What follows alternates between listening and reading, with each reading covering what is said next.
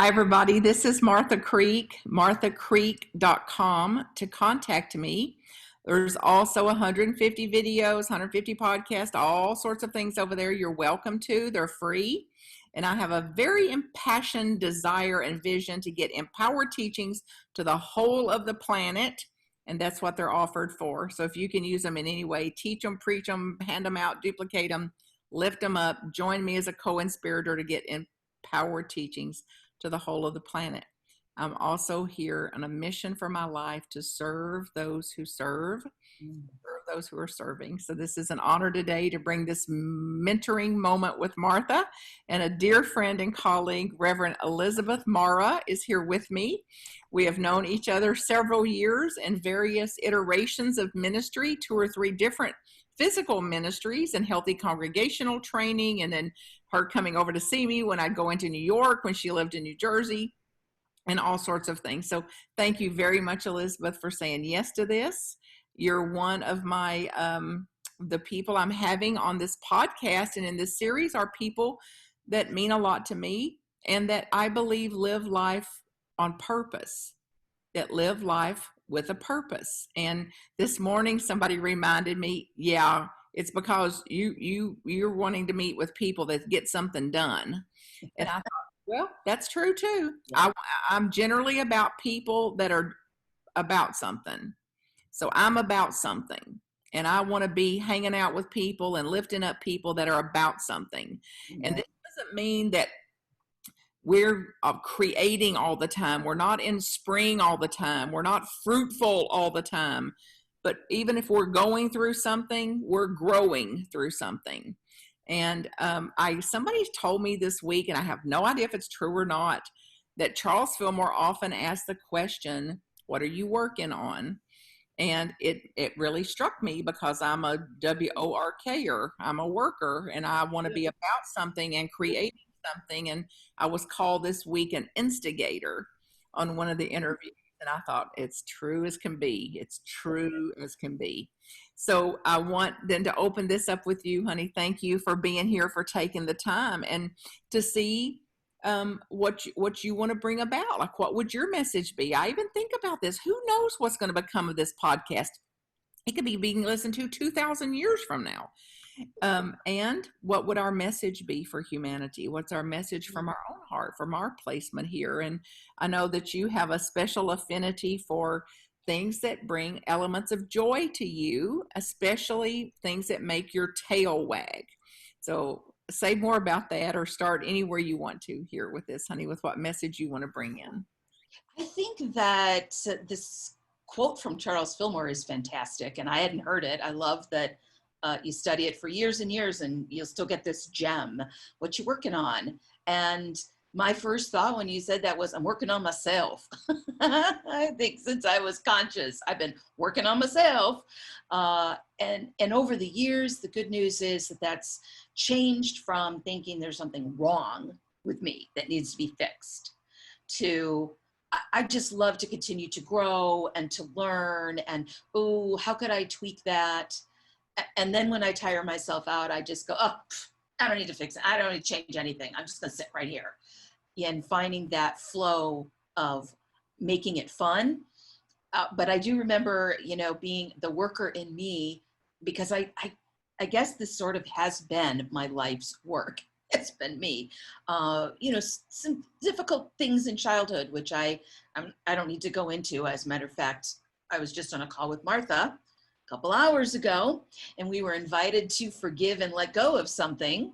And I once again let go of my childhood stories, that I'm fine now. And so, yeah, there were some difficult moments and some messages that I got. So I spent years standing in the self-help aisle, just looking at the titles of books, and it was my happy place. Like someone else might say, that's so depressing. And there was a self-help book once that said, stop buying self-help books. But I love them and I enjoy them. And I love all of our unity stuff, which goes along with it. But I love infinite possibilities. That's really what that is. Standing in a book aisle, getting online and searching for it like, ooh, who's come up with something neat today? Oh, Ho'oponopono. Oh my gosh, Byron Katie and the Four Agreements, and putting them like all together and using them in my ministry, whether it's life or ministry, that there are so many approaches because we're all so different. And these 10 books don't work for you, but this one does.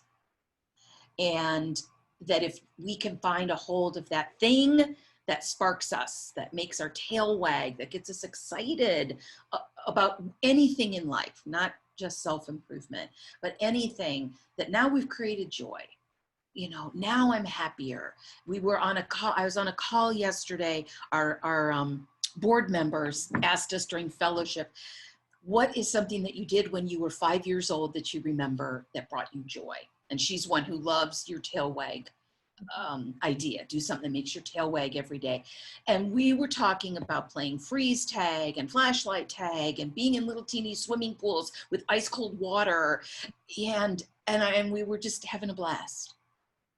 And that was the joy. And so to turn from whatever drama or anything else that was going on by practically talking and looking and doing something that makes your tail wag, you just change everything.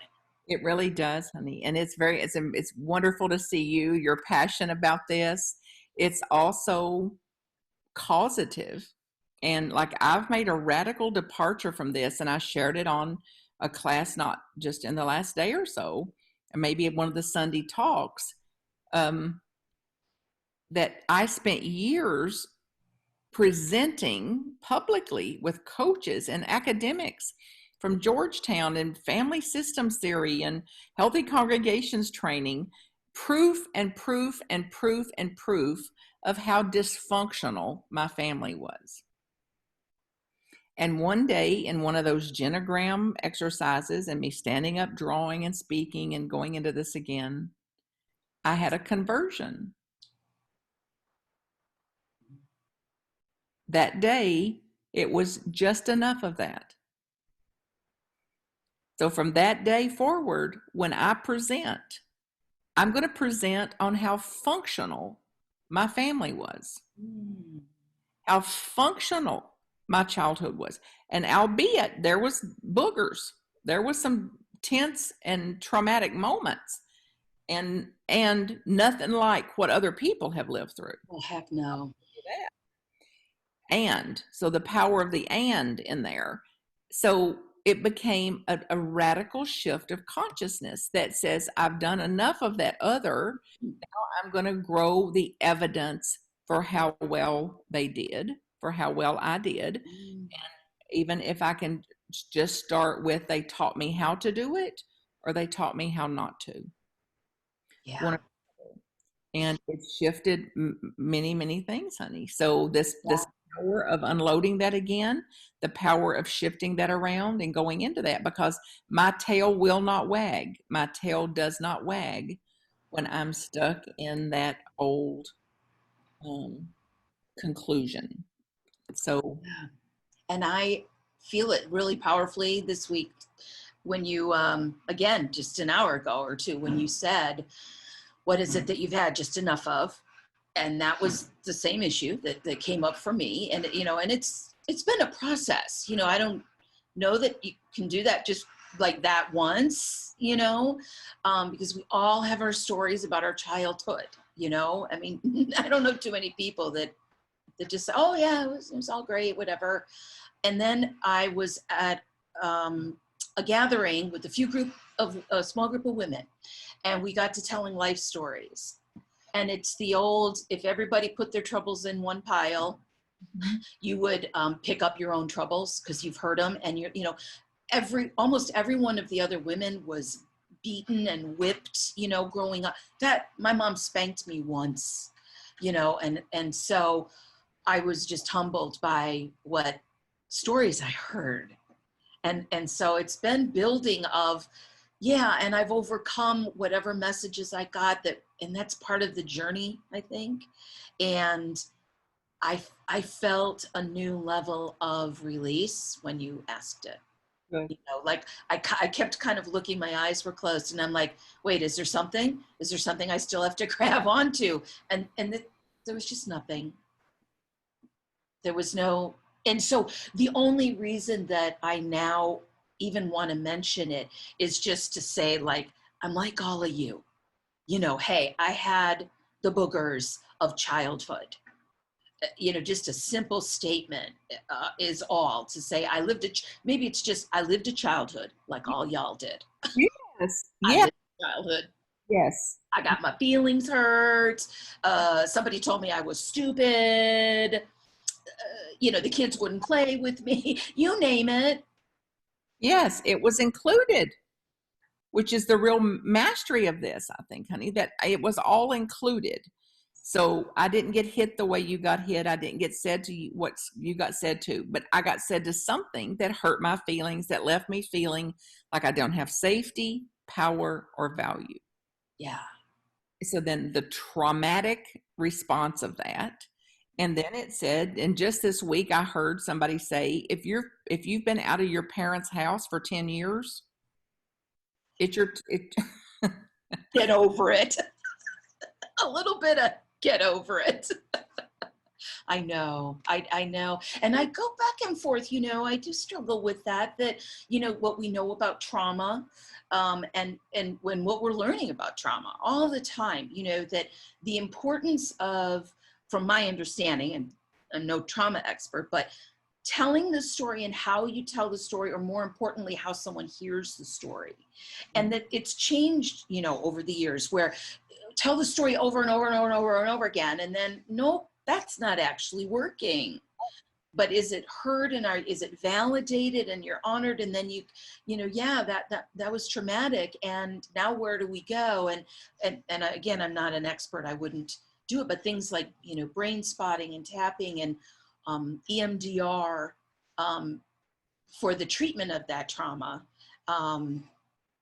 it has its place. And then and only we know, and then where is that place where you just go, okay, enough, you know, as we say, you got to walk through the suffering, but don't set up a tent there. Just like, yes. and so I'll know when it's my time. Like someone said something to my husband the other day, sort of like, get over it.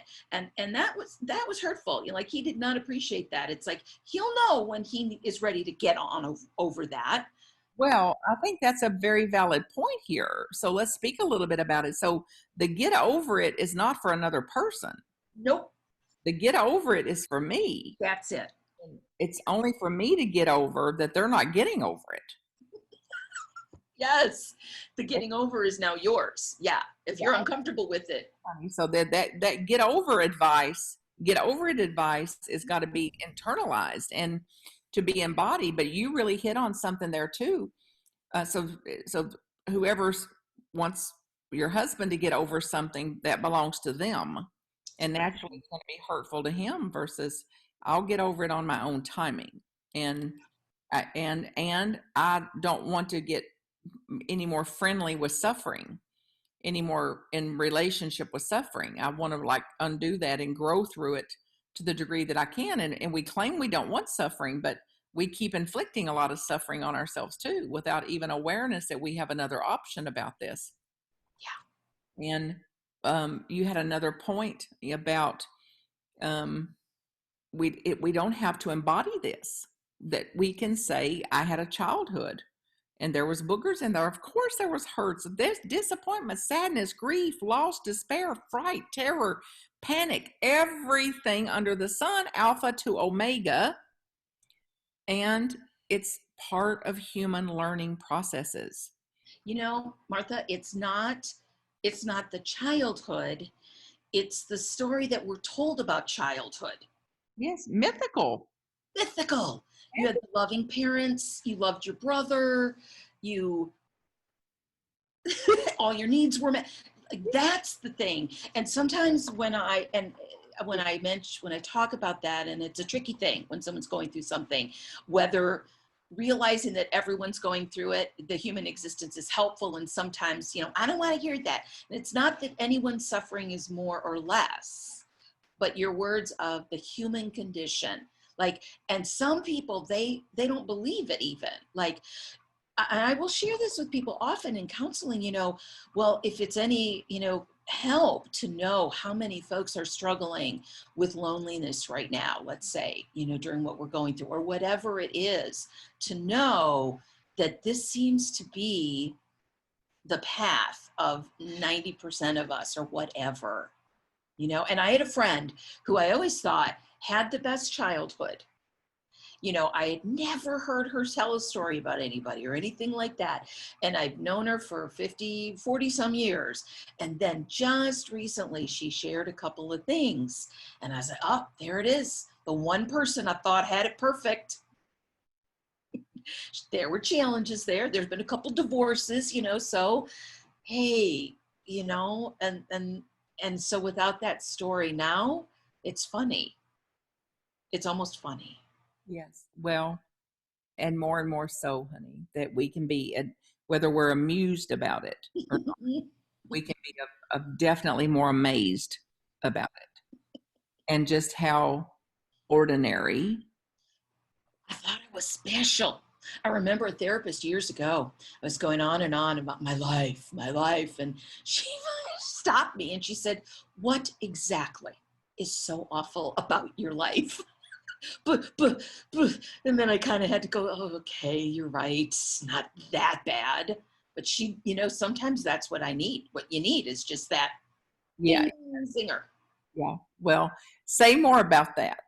Like, so what's the fine line between some of us, like I want that. I definitely want that. If somebody can snap me out of it, like I've got one thing left from 30 years of a educational process of a little Mary Engelbreit doll with her hands on her hips going snap out of it.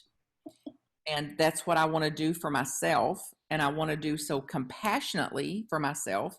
And I'm more and more able to through practice and intention, deliberate choices. Yes. And I know there's a fine line between this week or this month is our final month of that immersion process that you're familiar with, this 9-month intensive that I do with people. And this is the month for them to judge Martha and for them to write worksheets about me. And the worksheets I'm referring to, listeners, is from thework.com, thework.com. And it's all free resources there. So you can go over there and study about the work and get that resource if you're inclined to. And they could not write it. I will not write about Martha. I'm not going to judge her. Others were like, I can write about her all day. Here it and that how to hear that without believing there's anything new about it. Like it's all so ordinary. It's all so ordinary. And then to let it be, and then for me to find it, which is what the purpose of it is to grow us through it too. And for me to accept that some people would be into that and other people would not be into it. Other people will be freed by that, liberated by that. Other people could be traumatized by that. So it absolutely has to stay optional. Mm-hmm. And there's something about, though, being willing to hear that and to hear it as thoughts arising, thoughts happening, and to absolutely not embody that. Oof. Without rejecting it, suppressing it, disowning it, diminishing it like that. So we're in a place here to say for every time we recall something, remember something, project something into a future or whatever it is, to at least catch our projection. To catch a projection and to see there's another option here. And if to the degree that I can stay objective about this, it's not who I am. I have emotions arise, they're normal, suffering's included, I'm in suffering. Mm-hmm. And to the degree that I can stay objective about that, I cannot subject myself to it. Yeah. And I tell you that's a master level. I mean, even just hearing you say it, I wince. I'm like, I'd have to be so ready for that. And I don't know that I am right now or would be. Well, I love that about you, honey. Not, I don't love that me or you's not ready for something, but I love, and I do, honestly, I can't even say that. I accept that we're not ready for things at times. Yeah. Ready, like I'm full. No, thank you. No more feedback. Like I've got processing to do, clearing up to do. I've got emptying out to do. I've got forgiveness to do. I've got introspection to do. I've got work to do here, inner work to do. So hold off on all your feedback. Like I'm no room at The the end. cup is full. Yeah, it's just going to splash right out. Oh, and I love that about you, though, and your clarity about that, Elizabeth, to say there's a time to receive that. There's a time when you can be open and curious about that, even willing for that. And there's a time to say, I'm not any kind of shape to do that. So Yeah. speak a little bit about it, like just the reality of the human and our own limits as humans, honey. When we, Yeah. and if we, Wanting to be Superwoman, sure, bring it in, because I've done that before. Okay, bring it on. And then and not having the self-awareness to say, I need to stop now. Thank you for that. But I've taken in what I can take in and then feeling obligated to keep going and, just kind of soul crushing and to come back from that. It's like when I kind of banged up my knee recently and it started to hurt in an exercise class, but I kept going because by God, I'm going to keep going. And then, tweaked the knee for weeks to come. And so, and I know I have it in me to take it because one of the most productive times I ever had was when I was teaching regularly with a co-teacher years ago, and he loved feedback. He loved to do feedback. So after every session, we sat down. Here's what was good. Here's what could be different. And at first, it was so painful. Oh, I love to hear the good stuff, right? Didn't want to hear that. But of course, I became a much better trainer, and I really thank him. And I got to the point where I looked forward to the constructive feedback. Like, oh, good, I didn't see that. Thanks, ding, yeah. Because, and you're really speaking to something though, honey. First of all, you felt safer with him or valued by him. You Yeah, could see that it's productive, that it's efficient. true. He wants you to be an extraordinary presenter, facilitator, and instructor. I want to be an extraordinary one. So everybody's working on me. And if I can see it as something besides criticism, That then you don't like me, because that's maybe a message that I picked up earlier, that when you disagree or you see something you don't like, now you hate me. yeah. And so my work has been consciously to say, that was my projection, just to your point. Okay, I can choose a different path here. It may have gone that way before, but this is actually someone who, maybe or maybe not cares about me, or, hey, this is helpful information to me, whatever it's coming out of, what is it doing for me? Yeah. And so if it doesn't land and it's like, thank you for sharing your preference. We all have infinite preferences, and, or is it hey, yeah, that's given me something. And, there are days when absolutely. And then there are days where no. Mm-hmm. And that's the most important thing maybe is being self-aware to know where I'm at that day. So too, honey, and to not expect somebody else to intuit that. So they're going to, if we've taught them that, they're going to keep bringing it, to say that it's going to be up to me to say I have to set a limit here, or it's just going to become a talking head, which is fine. That you can just phenomena, whatever this is going on, but no one's home here to really do much with this. Yeah. And then the reverse, when I'm wanting to share something, with someone, how has the trust been? Can I sense where they're at? Ask, watch, look for the clues. And then I would say most of the time, the first time I think I need to share something, if I'm in touch, I read that it's a no, like shut the heck up. You don't know, and then see if it comes back again another time, and part of that is admittedly I don't love conflict, or I don't run to it and I'm super comfortable with it, but I've learned the benefit of that. Just wait, and unless the house is on fire, see where you're at, and then like the next day or so I'll be like, oh man, that was about me. Mm-hmm. Oh, I'm so glad I didn't say anything. You know, I've told you before a couple of times where I swear the words on the email screen changed overnight because I was sure that that email was like, you know, and then I go the second day and I read, I'm like, oh, they didn't say that. I literally read that in. I swear those words were on the screen. That's the power of the mind.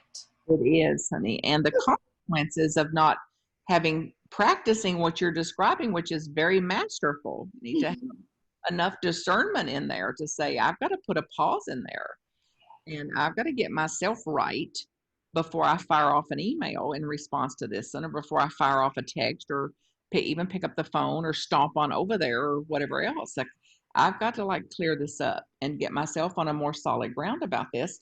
And then who knew the email didn't even say what my mind had interpreted and made up or believed that it said. So funny. I mean, I can laugh about it now, and the benefit of having someone else sometimes that checks things, you know, like my husband does. You know, I'll be like, what do you read in this email, you know?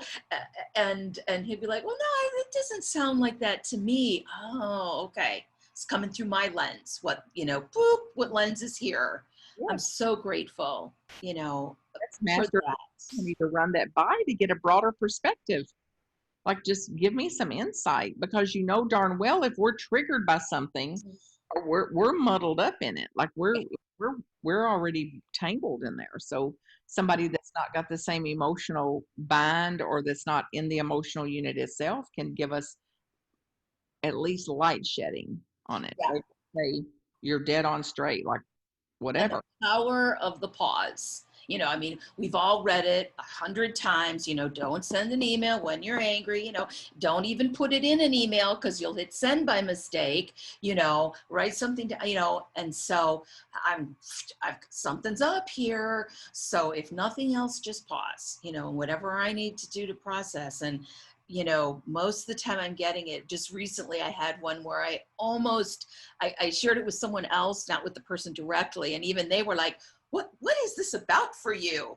And then I was like, oh, wow. And, you know, let it sit a couple of days and it was, the charge was gone.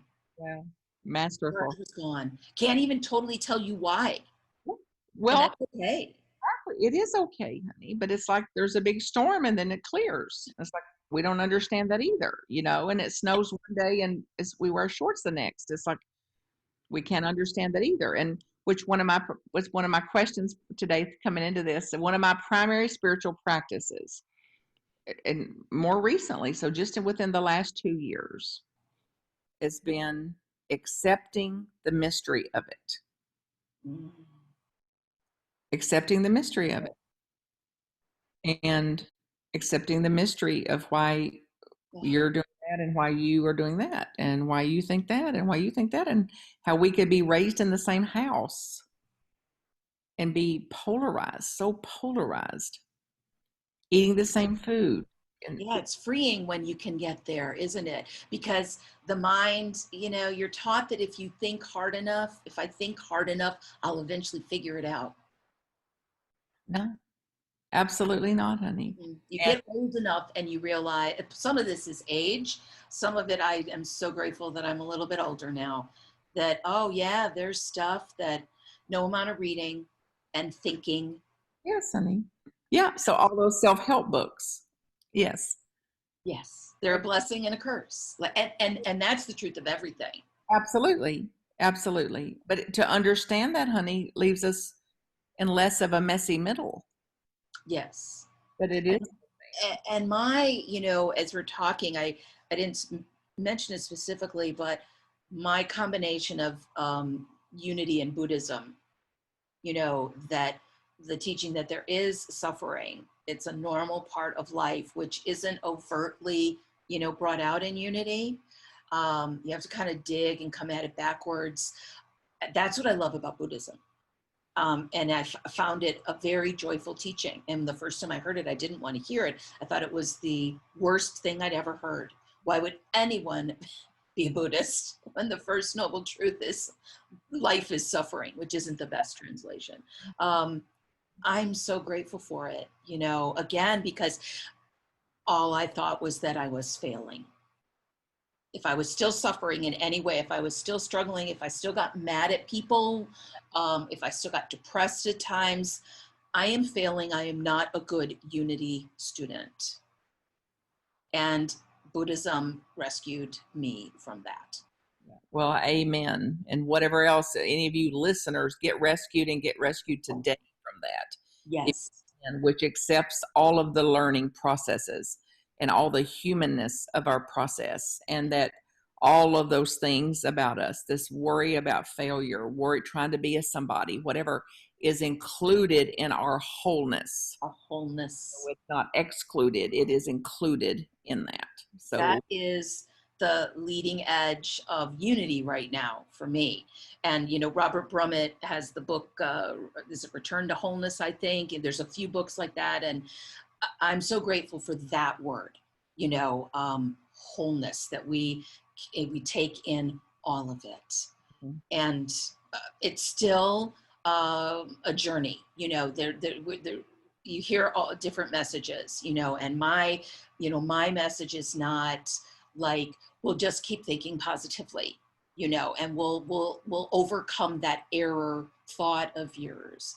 Like, that's human thought. That's not wrong and bad, that we're all doing it. So I think that's part of the big guy's plan. of course. And it's like, we're the one that made up it's something to overcome. Bingo. We made that up. And we made up that it's negative. We made up the fall, you know, we made that up, that it's a fall and it's bad. And so I love that Unity, you know, can continue to grow that way. You know, it can be frustrating at times when in a movement with so many divergent opinions at times. And I, as a progressive spiritual person, I love that we can keep tweaking. You know, my definition of God changes every time I try to put it on paper. Yeah. Yeah. The unattainable, but still The mystery. a worthy mystery. Yeah. Any primary spiritual practice you want to offer, honey? Oh gosh, well, you know, I would just have to follow right along with Martha. Biggest effect, probably the work of Byron Katie. Go to the work. Clears out things. I find myself laughing at what seemed really serious. And I have seen such powerful turnarounds. You know, the most impressive one was, I saw Byron Katie at Unity Village, and a woman came up and said, the beginning is, I'm so blank at somebody. I'm so mad at my daughter because she was supposed to come to this conference with me, but she committed suicide last week. And the whole room, I mean, you just couldn't, you know, breathe, like, what? And to see Byron Katie work with her, you know, and ask the questions, and literally, you know, 10, 15 minutes later, this woman is calm. She's even giggling. Like, oh God, it was, you know, so the work. I mean, when I first read about it, someone was teaching it at my church, and it's like, you know, loving the way that is and having more love in your life. Would you like that? You know, like every Unity brochure. Would you like more love and peace in your life? Yes. Now what? But this was it. I argued with the book when I first read it. I'm like, no. And then wait. And then I'm a total groupie. Love it. Love it. Also, really the practice of meditation. And a lot of these things, I wanted to say, there's sort of this magic 10-year mark, sort of an unofficial that, and I don't want to discourage people, but the keep at it, like you do get better and things change. And then at about 10 years of meditating becomes easier. And then at about 10 years of doing the work, you know, you're not even fighting it. And then 10 years of Ho'oponopono forgiveness, like, gosh, these practices and how deep they are, and keep it going, because the payoff, I knew payoff right away with all these teachings, but then there is a leap. Like, you're just going along, and then all of a sudden you're like, oh my gosh, this is the clarity that I can have. Like, yeah. Also, spiral dynamics. Big fan of of studying the teaching of spiral dynamics to further understand why we do what we do. I love knowing why we do what we do. You can't know everything, but it is fascinating. So spiral dynamics has brought me a lot of peace to understand the world, that it's not wrong and bad and crazy. It's evolving, and these things make sense when you know more about it. So those are some of just, oh my gosh, just some. And Pema Chodron is a favorite beloved author, because she tells it, real, like it is. Mhm.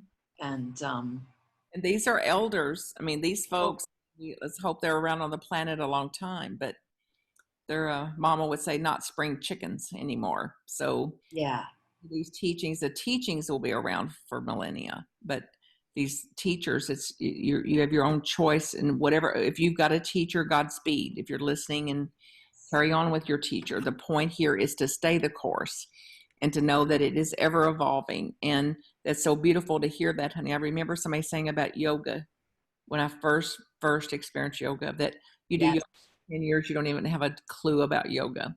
same thing. Yes, yoga too. Yeah, and then all of a sudden you're like, oh, this is yoga. Yoga, it's like, oh my gosh. And then the third decade of yoga does us. The Yeah. third decade of meditation, it does us. The third decade of inquiry. And Uh, that's why, not to give too big a plug to church, being a minister, but that's why a spiritual community, if you can, yes. Nat Han, one of my favorites, and he talks about, the teachings of the Buddha, the Dharma, and the Sangha, the kind of the teaching and the people, but the community, he said, is the most important. The Sangha is the most important. If you don't have a Sangha, that you're not getting the depth of it and the richness of it. So even though spiritual but not religious is real popular these days, Unity is a non-religiousy church, and find a group, because it keeps you grounded, it keeps you going, and you really need that, because it's just so easy to fall off on my own. I speak for myself. I'll Well, fall off on my own. anybody that's been around a time or two knows it can't be done alone. No, It's not possible. Now, leading, groups like you. but Yeah, groups like you, church groups, 12-step, all of those things, so find a Unity church. If nothing else, start there. You can't go wrong, yeah, go check it out. But Yeah, you can.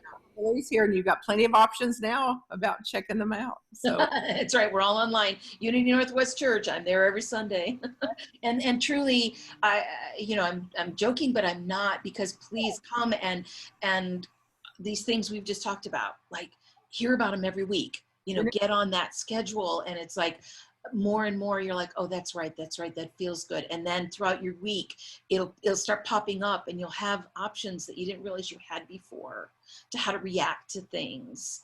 And the biggest place that Unity, changed first was my work life. Drama of a 20, 30-year-old. They're not fair to me. I'm not getting my, I learned to bring, I used to joke, God, I get to bring God to work now, and watch the drama go away. Mostly. yeah, and amen. So let the listeners know, honey, how to contact you directly. The church website, your email. Yeah, absolutely. You can reach me. I'm at Unity Northwest Church, and my name is Elizabeth Mora, Reverend Elizabeth Mora. So I've got an email, revelizabethmora@gmail.com, or go to the webpage. There's a way to just email me right through the webpage. I'm on Facebook, Rev Elizabeth Mora. You can find me there, not on Twitter, not on Instagram. And I would love to hear from anybody watching this. And I have a passion for chatting with people like Martha does about this stuff. I'll talk to anybody anytime about this stuff, because we're really walking our journeys together. I learn as much every time I talk to somebody as I hope maybe they learn from me. These are things that work. As we joke, I was just a heaping pile of crap before I found Unity. Not really, but let me tell you, I can't even imagine going back to not having these teachings in my life. So if you're looking for a bump up, try it. It changed my life, absolutely changed my life. And then everything connected with it changed it even more. So get started. Get started, and the better it gets, the better it gets. And the first time I heard it, I was like, blah blah blah. No. Absolutely. They were right. True as anything can be. So thank you again for taking the time here, honey. To Uh, all your listeners, it's Godspeed. a pleasure. Trying to practice, dig in, stay the course, and drop some of the dread. Hopefully, you'll drop some dread. Nothing serious going on here. That's what Martha likes to say. Nothing serious going on here. Honey. So keep a wag in your tail, something that brings elements of joy to your life. Be certain that whatever you're doing is beneficial to you and therefore humanity. So as we evolve our own soul's progression, we evolve the soul of humanity. MarthaCreek.com to contact me. All blessings till we meet again. Namaste. MarthaCreek.com if I can support you. Blessings.